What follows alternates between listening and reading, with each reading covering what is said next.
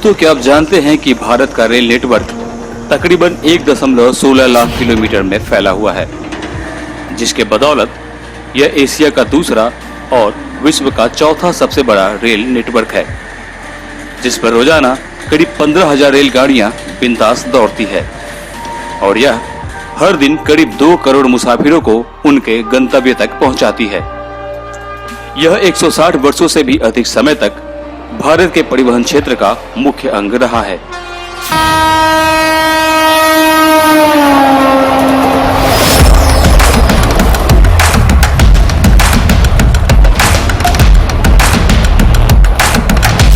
भारत में इसकी शुरुआत 1853 में भाप इंजन के साथ हुई थी, पर समय के साथ इसमें कई बदलाव होते गए। जैसे भाप से चलने वाली इंजन आज हाई वोल्टेज करंट से चलती है।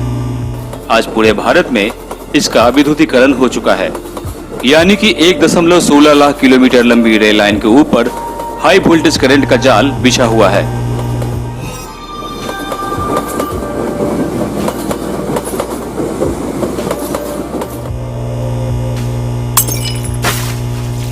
और जैसा कि आप सभी जानते हैं कि पूरे देश में रेल की पटरियां एक दूसरे से जुड़ी हुई होती है, तो ऐसे में सवाल ये उठता है कि यदि किसी कारणवश हाई वोल्टेज करंट का तार टूटकर रेलवे लाइन पर गिर पड़े या उसमें किसी कारण से टच हो जाए, तो क्या पूरे देश की पटरियों में करंट दौड़ने लगेगा?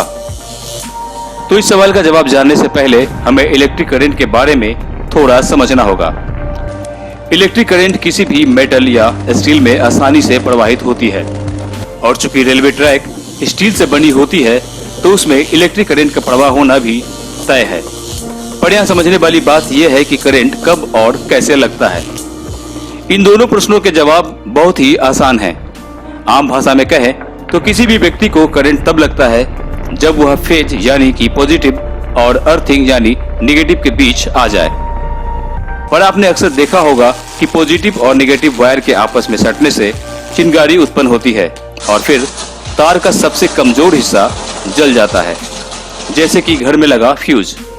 अगर आप फ्यूज को ध्यान से देखेंगे तो आपको उसमें एक बहुत ही पतली वायर दिखेगी, जो लोड शेडिंग के बढ़ने या स्पार्क होने की स्थिति में जल जाती है और इस तरह बिजली का प्रवाह रुक जाता है।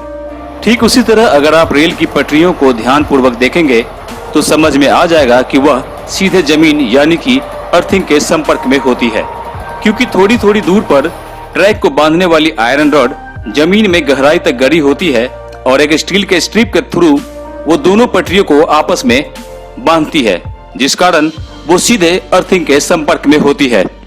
और अब बात मुद्दे की, क्या यदि हाई वोल्टेज तार टूटकर रेलवे लाइन पर गिर पड़े तो पूरे देश की पटरियों में करंट दौड़ने लगेगा?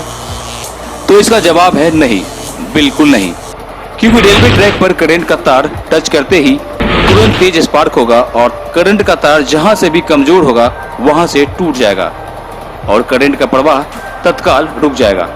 यानी भारतीय रेल की पटरी पूरी तरह से सुरक्षित है।